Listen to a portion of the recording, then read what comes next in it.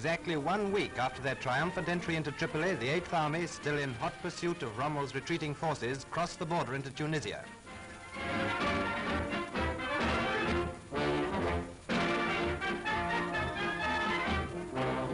That heap of rubble in the background is all that is left of the frontier arch blown up by the enemy.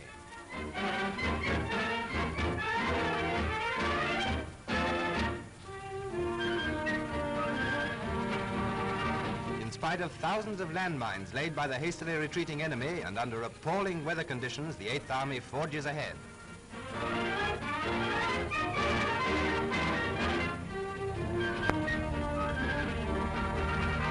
Thanks to the wonderful work of the REs who laid miles of special road in record time, the vanguard of the British forces entered Ben Gardani, the first town over the Tunisian border, on the 15th of February.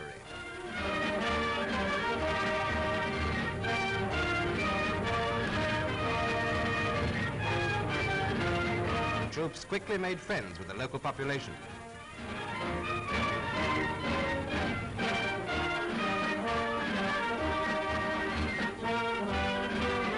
Two French gendarmes who had kept order in the town welcomed our troops. Meanwhile, in an endless stream, the vehicles of the 8th Army pushed forward.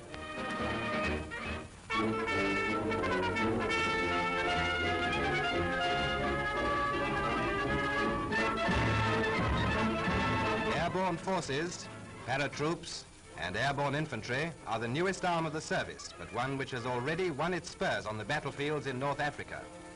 A demonstration of cooperative effort by glider-borne and parachute troops seen for the first time in combined operations.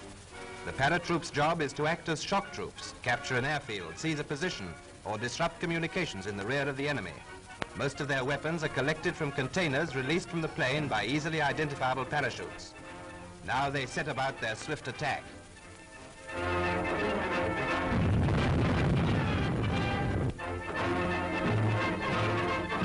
And here come the gliders. Slipping their tow ropes, they glide into land. They are flown by Army pilots of the Glider Pilot Regiment, who, once they have landed at the point of attack, will take over ground duties. They have to be first-class soldiers as well as airmen.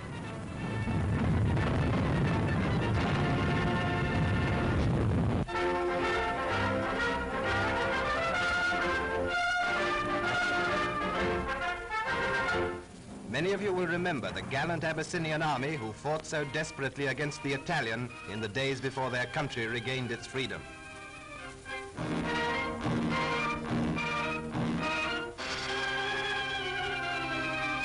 They were ill-equipped. They had no proper arms or ammunition.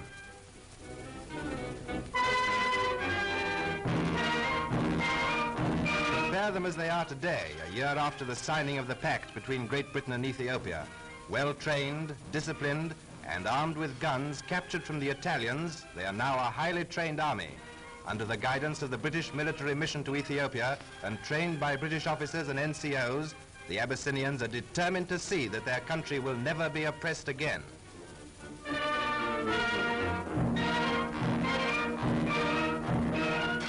Already 10,000 strong and with recruits pouring in daily, they hope soon to have a fully trained army of 30,000 men.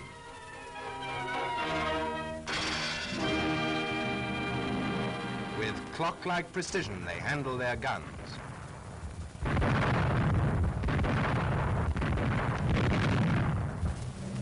It is with pride that they march past their emperor Haile Selassie on this memorable day.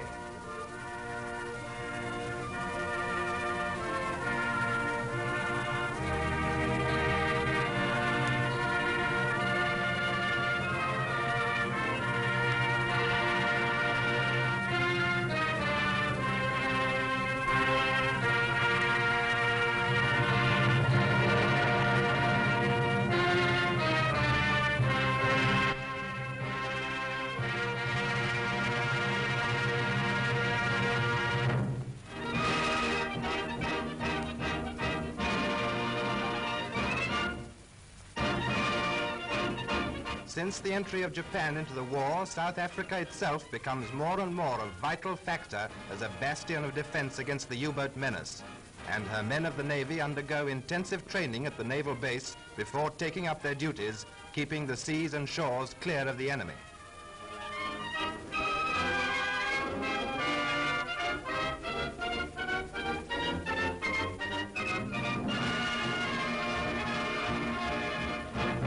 leisure moments there are jobs to be done, and he learns to fight a successful rearguard action with a pants division.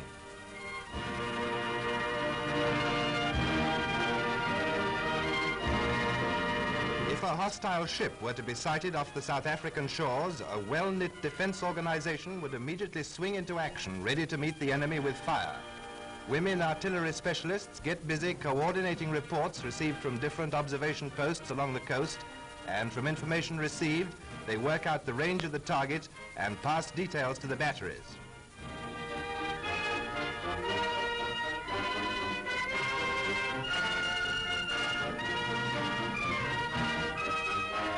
Defense is in action.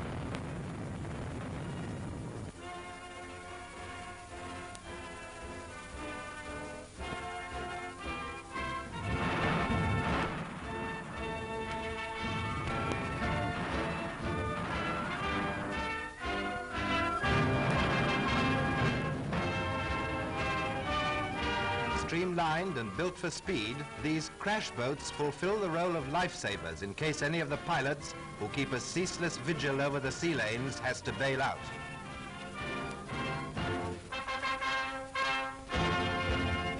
Machines of the South African Air Force go out to meet the incoming convoys, and they take the ships under their protective wings until they come safely into port.